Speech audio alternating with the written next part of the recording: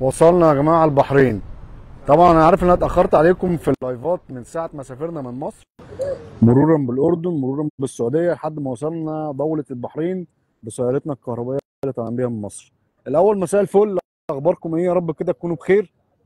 حابب في اللايف ده كده نطلع مع بعض ندردش. لو حابب تطلع بعربيتك سياحه، حابب تسافر بعربيتك بره مصر، تعالى خد الخلاصه من واحد طلع او جرب التجربه قبل اي حد وشاف صعوبات، وهقول لك الاوراق المطلوبه ايه بكل بساطه. بس وانت داخل كده ايه يعني، دعمونا كده بلايك وشير، بما ان احنا كده ايه خدنا التجربه وكنا طالعين على الله حكايتنا، يعني على الله حكايتنا فعلا.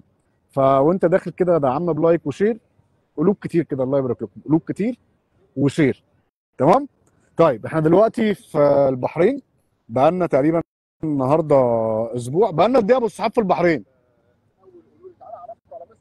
مسا مسا يا جماعه، انا فاتح لايف عندي وانا كمان فاتح لايف عندي. اه لا معلش، عندي متابعين بيعملوا قلوب هنفتح كتير. لايف، هفتح لك لايف. انا عندي المتابعين بيعملوا قلوب كتير. انا لو قلت لهم يا جماعه خشوا عندي اعملوا قلوب كتير هيخشوا. لا مش هيخش. طب انت لو قلت اللي عندي يروحوا يعملوا يفتحوا عندك هيخشوا ولا مش هيخشوا؟ يعني اللي عايز يركب عربيه كهرباء يخش عندي. والله ادي توني لطيف، ادي محمد حلمي. شوفوا انتوا عايزين تفتحوا عند مين عايزين وتعملوا عربيات قلوب. كهرباء وعايزين قطط بالكهرباء عندنا. عايزين متعه وانشكاح عندنا. طيب الاول كده احنا اللايف ده سريعا احنا عاملينه علشان اللي عنده اي سؤال يكتبه لنا، ويعني اللايف ده بتاعكم، عايزين نخش نعمل مداخله مع بعض. اللي عنده اي سؤال، عايز تسافر بعربيتك ازاي، الحاجات دي كلها سريعا هقول لكم خطوات.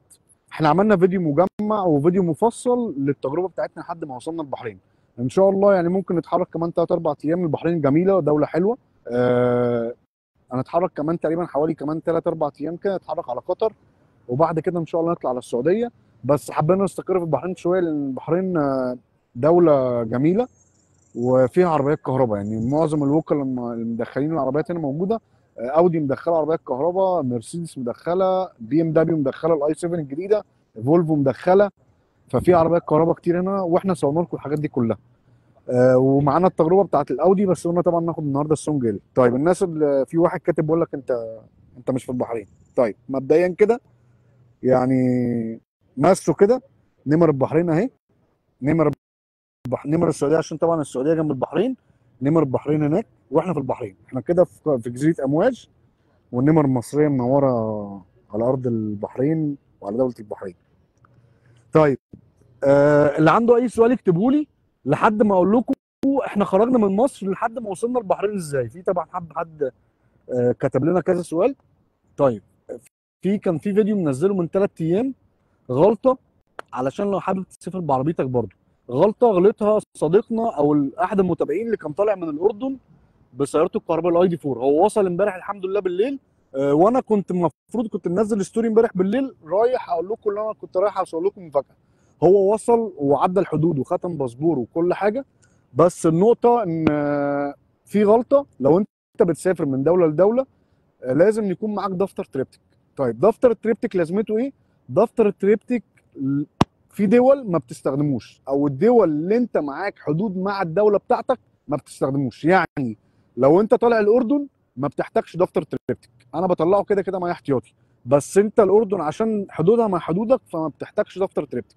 السعوديه ما بتحتاجش دفتر تريبتك لان انت حدودك مع حدود السعوديه. طيب لو انا خارج من مصر رايح البحرين، كده في دوله فيصل في النص، فلازم تطلع دفتر تريبتك. فدي غلطه معظم الناس ما عندهاش معلومه، ودي انا اكتشفتها لما جيت هنا. الدوله اللي انت معاك حدود معاها ما بتحتاجش دفتر تريبتك. السعوديه، اردن، ما بتحتاجش دفتر تريبتك.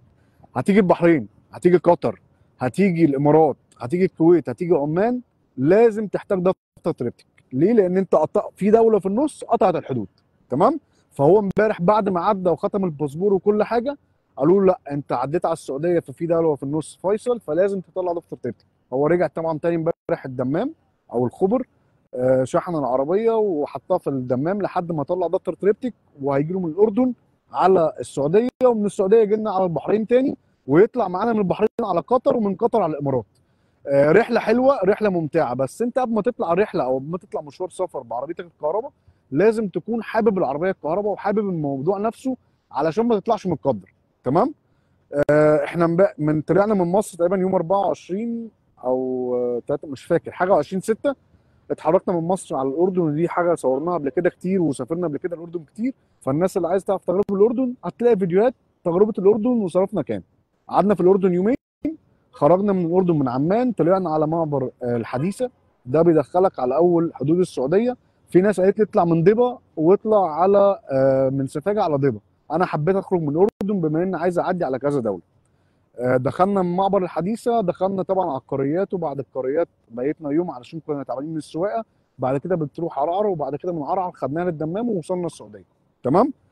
ايه اللي بيحصل في النص؟ اللي بيحصل في النص وانت داخل ميناء العقبه بتاخد حاجه اسمها دفتر ادخال من الاردن.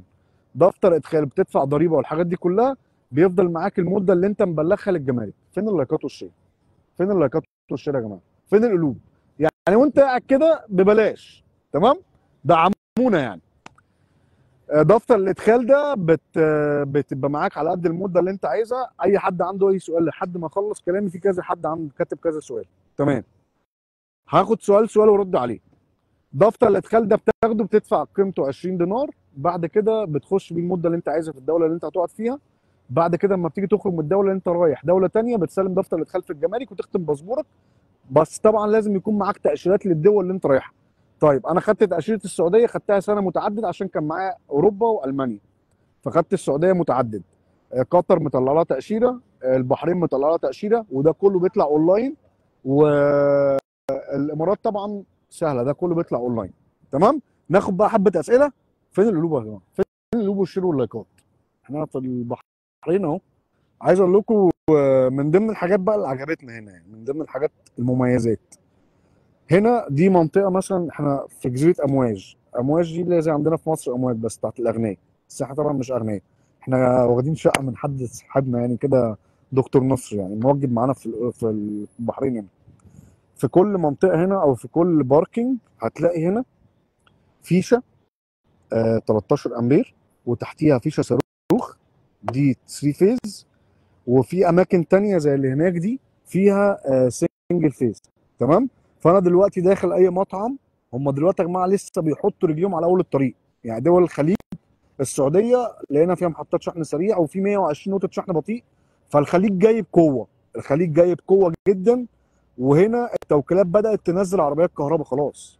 يعني انا ما كنتش متخيل ان انا هاجي. اللي متابع الاستوريات بتاعتنا هيلاقي ان النهارده مصور ايونيك 5.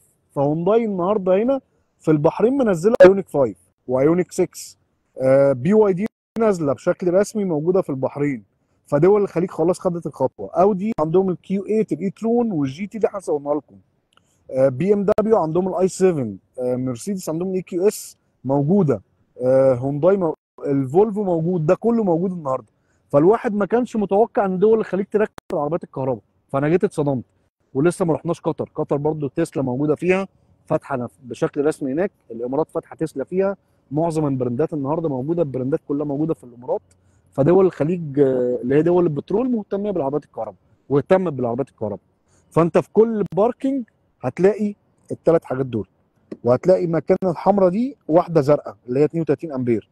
فانت عندك 13 امبير وعندك 3 فيز وعندك 32 امبير لونها ازرق. فهتلاقوها في معظم الباركينج. فدي نقطه حلوه ان هم يهتموا. الكهرباء والدنيا هنا ابتدت تشتغل. يعني انا ماشي بقيت اشوف عربيات كهرباء. فانت خش على الاستوريات وشوف. ناخد بقى حبه اسئله ونشوف اسئله الناس. طيب اول سؤال. مسا مسا يا عم محمد. حبيبي يا استاذ محمد والله. توني تعالى شوف مدينه اربد في الاردن. نور اربد يا باشا. الاردن مش محتاجه كلام، الاردن مش محتاجه كلام. يعني الاردن النهارده اللي مساعد الاردن كمان ان الدوله مشجعه الناس ان هي تعمل مشاريع استثماريه وتعمل محطات شحن خاصه ليها، عكس عندنا في مصر. عندنا في مصر لازم شركات هي اللي تعمل، لكن الاردن عندكم مشجعه الموضوع لان انتوا دوله سابقنا بكتير في العربيات الكهرباء. طيب الاسعار ارجو شرح اول استخراج تاشيره واجراءات السفر. استاذ دكتور سيد، دكتور سيد، اول تاشيره طلعتها انا كنت سايبها على الله. يعني انا ومحمد لما اتكلمت الفكره جت في دماغنا يوم الاحد، سافرنا الاربع. اول تاشيره طلعتها دي كانت من ضمن الغلطات اللي الواحد غلطها، انك بتسال كذا حد تقول له انا عايز اطلع تاشيره، يقول لك تاشيره ايه؟ انا ما اعرفش. السعوديه لازم مش عارف تروح تمضي في السفاره وتروح تبصم في السفاره ولازم تروح تطلع تصريح للعربيه، او تطلع لها تصريح مرور، او تطلع لها تاشيره عبور، الحاجات دي كلها. فانا دخلت قدمت اونلاين تاشيره عبور، بما ان انا مش هقعد في السعوديه عشان رايح الامارات، فقلت هقضي 4 ايام. دخلت السعوديه، قالوا لي لا انت معاك المانيا او اوروبا، فانت بتاخد تاشيره دخول متعدد لمده سنه. طيب العربيه وضعها ايه؟ العربيه على اسمك، يعني ما فيش حاجه بتطلب في العربيه. لما دخلت السعوديه هو كل اللي طلب مني اديتهم رخصه العربيه، سجلوها على السيستم علشان لما اجي اخش تاني العربيه تبقى متسجله عندهم. دفتر تريبتك مش هينفع، ما السعوديه ما بتطلبش دفتر تريبتك لو انت جاي من عند مصر او من مصر. بس بعد كده وانت خارج، بعد ما بتتفتش والجمارك والقصص دي كلها، بيطلبوا منك تامين اجباري بتعمله عند نجم تقريبا ب 10 ريال او ب 11 ريال المده اللي انت هتقعدها. ده اللي بيطلب منك. لكن تاشيره للعربيه، اي حاجه للعربيه، ما فيش اي حاجه بتطلب منك في العربيه. حتى هنا ما بتغيرش النمر، يعني زي ما انتم شايفين كده النمره ما بتتغيرش، انت ماشي بنمرتك المصريه او نمره الدوله اللي انت فيها. عكس عندنا في مصر، لما بتيجي عندنا في مصر اي حد جاي زائر بعربيته فبياخد نمر ترانزيت فوق النمره بتاعته، تمام، ما بتفكهاش. لكن انا عديت على السعوديه ما طلبوش مني اي حاجه خالص للعربيه، هو باسبوري وبس، ما حدش طلب رخصه العربيه. أه البحرين لما جيت عديت من الدمام الجسر بتاع الملك فهد، وصلت البحرين، دخلت البحرين، ختمت الباسبور انا ومحمد، العربيه خد الرخصه، سجل العربيه على السيستم وعديت. بس كده عشان لما اجي تاني عايز المفتاح. الموبايل. ما تهزرش يا جدع. شوف اصل الناس بتقول لي ما فيش صوت، يعني ما فيش صوت. ما فيش صوت عندك؟ كده. طيب لما دخلت البحرين اتختم مني الباسبور وخدوا صوره رخصه العربيه، سجلوها على السيستم، ودفعت تامين اجباري للعربيه اللي هو لا قدر الله لو انا عملت حادثه ضد الغير، بس ده اللي بتدفعه. وخدت الرخصه بتاعتي، ولا خدت ورقه ولا خدت اي حاجه. الاجراءات دي اقسم بالله يعني عايز اوريكم التقدم واصل لغايه فين. انا ما نزلتش من العربيه من ساعه ما عديت حدود السعوديه لحد ما وصلت البحرين هنا، كل ده شبابيك، باسبور، ختم، خش على السيستم، انزل سجل الرخصه، او يعني ادينا رخصه نسجلها، ادفع التامين، سلام عليكم مرحبا بيك في البحرين. السعوديه نفس الكلام، شباك بتعدي من عليه من منفذ، ختم باسبور، سجل الرخصه، سلام عليكم نورت السعوديه. بس واكيد قطر كده، واكيد الامارات كده، وده كله هنصوره واحنا رايحين. تمام. ربنا يخليك يا استاذ حماده، الله يسلمك يا باشا. الله بنورك يا استاذ ابراهيم. حاول تواصل مع بي واي دي قطر، منزلين سونج واتو. استاذ محمد، انا رحت اول امبارح بي واي دي، هم كانوا تواصلوا معانا وصورناه في الستوري. البي واي دي منزلين الاتو 3 اللي هي اليوان بلس، ومنزلين السونج بلس الهايبرد مش البنزين، ومنزلين الهان، ومنزلين البي واي دي سي. نفس الوكيل اللي عندنا في الامارات منزل، نفس الوكيل اللي منزل في الاردن، هي نفس العربيات. لكن السونج اللي ما نزلتش، السونج بلس الالكتريك فول الكتريك كلها ما نزلتش لسه. بس هي خطوه حلوه ان هم بداوا. سؤال عن تجربه شخصيه، بي واي دي اللي معاك قد ايه بقيمتها من 10؟ بي واي دي اللي معايا السونج اللي قلتها في الفيديوهات بتاعتها ان السونج اللي حققت قيمه صعبه، قيمه مقابل سعر، وحققت معادله صعبه. انا كنت يعني الهان ما كنتش اما كانت معايا ما بعتها. انا من هواة العربيات اس يو في، فالهان ما اتبسطتش بيها عشان كانت دفع امامي، وانا من هواة الدفع الخلفي لان الدفع الخلفي بيدي ثبات اكتر للعربيه. لكن الكلام ده ربنا يحاسبني عليه، عشان برضه ابقى صريح معاكم، العربيه حلوه. يعني العربيه انا قلت لمحمد في رحلتي، قلت له محمد انا اول مره اتبسط من عربيه صيني وانا راكبها. عربيه ثبات، عربيه بتجري، كل الاوبشن وكل الدلع وكل الكماليات والخامات يعني عايز اقول لكم محمد يعني هو لاحظها، انا لاحظتها بس طبعا يعني ما دققتش فيها. محمد بيقول لي باب الاودي اخف من باب البي واي دي، يعني بي واي دي بابها محمل اكتر من الجي تي اللي كنا راكبينها. طيب هنتكلم عن خامات، ركزوا كده هنا معايا في الكاميرا. بصوا يا جماعه انا صباعي، بصوا هنا صباعي بيغرز، ده كله طبعا جلد طبيعي. صباعي بيغرز في الخامات، ده كله جلد، هنا جلد، وجلد مش وراه جلد ناشف، مش وراه حتى بلاستيك ناشفه، لا ده جلد وراه سفنج وصباعك بيغرز فيه. شايفين صباعي هنا نفس القصه، انت ده كله جلد. الخامات يا جماعه مخدومه. آه عايز ايه اكتر من مساج، وعايز تسخين وتبريد. والمساج هنا مساج يعني نقدر نقول قوي جدا. انا عايز اوريه لكم بس الاول كده عشان المفتاح مش معايا. المساج هنا يا جماعه قوي، كراسي كلها جلد، تسخين وتبريد ومساج. تكنولوجي بطاريات BYD. شفته كان في ريلز كنت منزله وانا مسافر، ان انت الاوتو بايلوت هنا في العربيه السونج ال ليفل 2 عن العربيات اللي نزلت قبل كده. كان ليفل 1، لكن هنا ليفل 2 اللي هو الفيرجن الحديث والابديت الجديد. وانا مثبت سرعه تدي اشاره شمال، تلاقي العربيه راحت خارجه من اللين اللي انت ماشي فيه وتخش اللين التاني. يعني انت ماشي في النص، تدي اشاره شمال من غير ما تلمس اي حاجه، العربيه بتنقل من حاره لحاره لوحديها. وده مش موجود في التسلا اللي معايا. يعني معايا تسلا موديل واي مش موجود فيها. ممكن ما يكونش شغال في مصر بس شغال في امريكا. بس انا ليه دعوه بالبلد اللي انا فيها. ده موجود في BYD. ودي تعتبر من العربيات النادره جدا اللي فيها الاوبشن ده، واوبشن خيالي وراحه جدا في السفر. تكييف ثلاجه. آه العربيه عجباني، يعني العربيه حلوه. مساحات علو من الارض، العربيه ممتازه. مساحات ورا، خامات ورا طبعا زي خامات قدام بالظبط، برضو نفس الخامات. ايديك بتغرز يا جماعه، انتوا مش متخيلين لما تيجوا تشوفوها على الحقيقه. شايفين يا جماعه؟ بصوا صباعي هنا، شايفين؟ ده كله صباعك بيغرز في خامات جلد. فلا، امان 10 ايرباجز، جنط 20، شكل العربيه شيك. العربيه مش وحشه، يعني العربيه لدرجه ان هم بيفننوا في عمليه الايروديناميك في العربيه. يعني انت السبويلر ده لما بيشتغل بيفتح مع سرعه 90 او سرعه 100، وممكن تفتحه مع نفسك. بيفتح الهواء هنا بيخش، بصوا هنا، في هنا هواء بين السبويلر اللي على السقف ده، الهواء بيخش من هنا بينزل يروح داخل على السبويلر ده يديك اعلى ثبات وانت ماشي. يا جماعه الحاجات دي احنا ما كناش بنحلم بيها في الصين. يعني ما كناش بنشوفها في العربيات الصيني. ديزاين عربيه تقيله، عربيه رزينه. شاشه اندرويد. كل حاجه انت ممكن تتحكم فيها في الشاشه. اتنين شاحن وايرلس. يعني عايز اوريكم حاجه، ده شاحن وايرلس. بصوا من ضمن الاوبشن برضو ان الخواجه اللي عامله، عايز اوريكم بس. ده شاحن وايرلس شارجنج 50 واط. طيب انت دلوقتي لما بتحط الشاحن بتاعك في البيت، بصوا، لما بتحط الشاحن في البيت على الشاحن في البيت عندك، لو شاحن اكتر من 50 واط او 50 واط الشاحن بيسخن، الموبايل بيسخن. لا بص هو عامل لك ايه هنا، عامل لك مروحه هنا. شايفين؟ دي مروحه. لما الموبايل بيسخن المروحه بتبرده، بيطلع منها هواء ساقع يبرد الموبايل عشان ما يسخنش. ده ما كناش بنشوفه في العربيات، ومفيش عربيات نازله فيها الاوبشن التبريد ده. يعني شاحن 50 واط يبرد لك التليفون وهو بيشحن، دي ما شفناش. تمام. خامات زي ما انتم شايفين كده.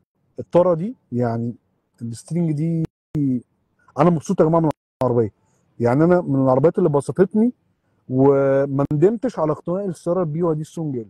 ومش مكسوف. بقول لاي حد معاك عربيه مش مكسوف ان انا بقول معايا BYD خالص، لان انا ماشي بعربيه. انا راكب عربيه بتلبي كل احتياجاتي. اوريكم حاجه تانية بس. بصوا درجه العزل. بصوا الازاز هنا شكله ايه. الازاز هنا دبل. شايفين؟ ده دبل. انت بتخش جوه العربيه انت اتعزلت عن العالم. العربيه بسطتني جدا في السفر. يعني من ضمن من العربيات اللي انا اتبسطت بيها، والكلام ده ربنا يحاسبني عليه، اكتر من التسلا اللي معايا في مصر. اتبسطت بيها جدا في السفر. شكل العربيه حلو، شيك جدا. رادار. اوتو بايلوت. اوتو بارك لسه طبعا هشغله بعد الابديت لما ارجع الاردن. العربيه اموره. وانتوا طبعا يعني انتوا شايفين. انتوا قولوا انتوا، اديني عربيه هتديك الحاجات دي كلها، تمام، بالفلوس او بالقيمه بتاعت العربيه دي. انا ما اعرفش التجار بتبيعها بكام في مصر عندنا دلوقتي، بس اللي انا اعرفه ان هي في رينج ال 34 35 الف دولار واصله مصر. لكن ممكن تكون اقل، بس انا الاسعار انا يعني انا عشان مش شغلتي يعني. بصوا العربيه دلوقتي دايره تمام. انا ممكن انزل من العربيه واسيبها دايره عادي. حلو الكلام. طيب ممكن اعمل ايه؟ اعمل كده، العربيه قفلت وبطلت زي ما انتم شايفين. تمام. طيب في اوبشن تاني ان انت ممكن تدور العربيه وانت قاعد في بيتك بالريموت. وفي اوبشن تاني جوه العربيه ان انت تفتح العربيه مجرد ما تفتح العربيه او تدوس هنا العربيه دارت زي ما انتم شايفين كده، دارت والتكييف يشتغل وكل حاجه، وكتبت لك ريدي تحت اهي. الحاجات دي ما كناش بنحلم بيها في الصين، عشان نبقى صراحه مع بعض. فالصين النهارده اللي يقول لك بقى البطاريه ومش عارف ايه، والبطاريه بتفرقع والبطاريه بتنفجر، يعني احنا راكبين يا جماعه من 2018. يعني انا راكب من 2018 وبطلع اقول الوحش قبل الحلو، فاللي يتكلم. ف نشوف بقى حبه الاسئله، الناس اللي سالتنا عن حبه اسئله عشان السفر دي. ربنا يخليك يا استاذ احمد، الله يسلمك والله. حبيبي يا استاذ علي، والله يا باشا محبتك بالدنيا. البي واي دي العربيات الصيني بتستقبل كام كيلو وات في الساعه اقصى حاجه في الشحن السريع والشحن البطيء؟ طيب هنتكلم عن حاجه انا كنت مصور لكم في الاستوري، يا رب ما تكونش خلصت. ممكن تلاقيها على الاستوري اللي انا كنت منزلها امبارح، هتخلص كمان نص ساعه، خشوا عليها اتفرجوا. انا شحنت العربيه امبارح بالليل في توكيل اودي على محطه الدي سي. الادابتور كان مخرج معايا، وخشوا على الهايلايتس اللي في الانستجرام بتاعت رحلات البحرين، هتلاقوني كنت مسجل العربيه بتستقبل لحد 180 كيلو وات في الساعه لو اقل من 40%. طيب العربيه امبارح كان فيها 80% وحطيتها على الادابتور الدي سي، كان داخل 114 كيلو وات. طيب العربيه دي بتستحمل لحد كام كيلو؟ بتستحمل لحد تقريبا حوالي 270 280 كيلو وات في الساعه. بس هي النقطه فين؟ البنيه التحتيه اللي عندك لا تستحمل 280 كيلو في الساعه. طيب الشحن البطيء بتستحمل لحد 7 كيلو وات في الساعه، هي والعربيات الامريكي والكوري. العربيات الاوروبي بس بيبقى نازل الاونبورد تشارج بتاعها بيستحمل لحد 11 كيلو في الشحن البطيء في البيت، و22 كيلو كمان. وليه التعب ده؟ الناس بتقدم وتركب طيران واحنا بنرجع للسيارات كهرباء ولا بنزين، مفيش حاجه محتاجه تعب. على رايك يا باشا، احنا ناس على قدنا لسه معناش فلوس. عايز اقول لك تذكره السفر بتاعت الطياره هي ارخص من الرحله اللي انا عاملها، يعني الحمد لله. ولا طالع معايا سبونسر، وناس كتير جدا اتوصلت معايا عشان تطلع معايا الرحله دي، بس انا بحب اتعب، يعني بحب اصرف فلوس. فاحنا طالعين كده سايبين ولادنا ومتغربين علشان فاضيين. ربنا يخليك يا استاذ محمد. حبيبي يا استاذ زاهر، فين الاسئله؟ الكويت ما فيهاش عربيات كهرباء، الكويت فيها اودي النهارده موجوده، وتقريبا هونداي منزله عربيات كهرباء. اودي فاتحه من سنه في الكويت ومنزله الاي ترون. الرياض وجده فيها محطات شحن، الرياض مليانه محطات شحن، جده فيها محطات شحن، الخبر فيها محطات شحن، والدمام فيها محطات شحن. انا عايز اقول لكم، انا قبل ما اطلع اصلا البحرين في شركه كنت شحنت فيها، هتلاقوا اللايف برضو موجود في الصفحه. شركه اسمها اشحن. الشركه دي خطتها لاخر السنه ان هي تعمل 120 محطه شحن دي سي فائق السرعات، بيوصل ل 300 كيلو وات في الساعه. هم النهارده مؤسسين 5 محطات شحن سريع في السعوديه، ومؤسسين 120 نقطه شحن بطيء، وهم خطتهم لاخر السنه 120 محطه شحن سريع 300 كيلو وات فائق سرعه. فركزوا في الكلام ده. دول الخليج آه، العربيات البنزين احسن فعلا، عربيات البنزين احسن. الله ينور عليك يا باشا. آه، في اسئله كتير، انا كده كده الاسئله مش هعرف اقراها، هرد لكم عليها بعد اللايف. سيبك من العربيات والسفر ده، انت بجد منور. حبيبي يا استاذ احمد يا ابراهيم، والله ما نحرمش منك يا باشا، بنورك. عايز اقول لكم يا جماعه، المصريين في البحرين يعني المصريين في الغربه عموما جدعان، يعني سواء بنهم في السعوديه، سواء بنهم في البحرين، سواء في الاردن. اللي يقول لك المصري مش جدع في الغربه، اقول له انت كذاب. المصريين جدعين جدا في الغربه، مش مجامله والله العظيم. حبيبي يا استاذ محمد، والله يا رب يديك الصحه يا رب. يا استاذ محمود يا باشا، العربيات الكهرباء حلوه، بس الناس تاخد الخطوه. يعني اللي يفكر في العربيه الكهرباء، ما تفكرش في العربيه الكهرباء وتاخدها ان انت تبقى شايل هم العربيه الكهرباء في شحنها. انت خد العربيه الكهرباء وخدها بحب، وجرب العربيه واعمل تيست درايف، وجرب العربيه، شوف كلامي صح ولا غلط بعد تجربتك، وانت احكم. وده كان راي ملاك كتير جدا خدت التجربه في امتلاك سياره كهربائيه. يعني اسال اي مالك سياره كهربائيه، واقسم بالله والله العظيم زي ما كلمتكم كده، هيقول لك انا ندمان على كل يوم ركبت فيه عربيه بنزين. ندمت على كل يوم ركبت فيه عربيه بنزين. وده من كلام ملاك اشترت عربيات كهرباء مش بنزين. او سيبك من كلام توني، فانت خد راي الملاك ما تاخدش رايي انا. والله الرحله ممتعه معاك يا توني. حبيبي يا استاذ مصطفى يا باشا، تحياتي لاهل الكويت كلهم والناس الجميله. استاذ احمد انا بكلمك مش بترد، هعديك من السعوديه وانت راجع. حبيبي يا استاذ احمد يا باشا، غصب عني والله العظيم معلش. انا المشكله جيت البحرين هنا، يعني غلاسه، ان شركه اتصالات اصلا مش عامله اتفاقيه مع البحر، فما فيش نت، ما فيش مكالمات، فانا كاني قافل تليفوني. فدي حاجه غلسه في حد ذاتها، يعني التجوال اصلا مش شغال في البحرين. يعني هي ولا الايونيك في المجمل؟ لسه محمد سالني السؤال ده الصبح، قال لي يعني هي ولا الايونيك؟ الايونيك فيها نفس الاوبشن بتاع البي واي دي. الايونيك اللي كسب لها دلوقتي واللي يشفع لها ان هي قطع غيارها موجوده، يعني قطع غيارها موجوده في الاردن ومترميه وليها وكيل وليها كل حاجه. بي واي دي 3 شهور وقطع غيارها هتنزل. بس انا بحب العربيات الكوري، يعني العربيات الكوري بحس ان هي عربيات بسيطه كده. الاوبشن الموجود في الايونيك هو موجود في البي واي دي، ما عدا طبعا الليفل 2 بتاع الاوتو بايلوت والحاجات دي. بس بي واي دي لو انت سالتني السؤال ده قبل ما تنزل السونجيل هقول لك الايونيك. لكن نقدر نقول دلوقتي الاثنين في مستوى واحد، يعني الاثنين في مستوى واحد بالظبط، او السونجيل تتفوق كمان. ترجعوا بالسلامه حبيبي يا استاذ اسلام، ربنا يديك الصحه يا باشا. هي والايونيك انا رديت عليك اهو. يعني التسلا والايونيك.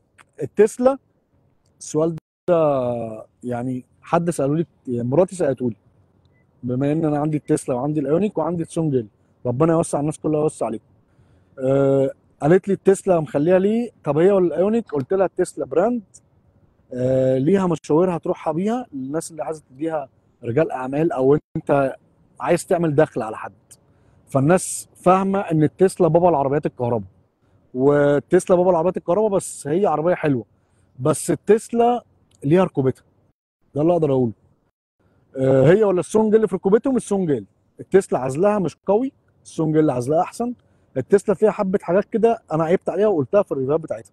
العزل في التسلا وحش جدا جدا، يعني ما تستناش من ان تركب عربيه تسلا وتبقى قاعد معزول، لا انت بعد سرعه ال 120 هتسمع صوت الهواء، ودي صراحه ودي حقيقه.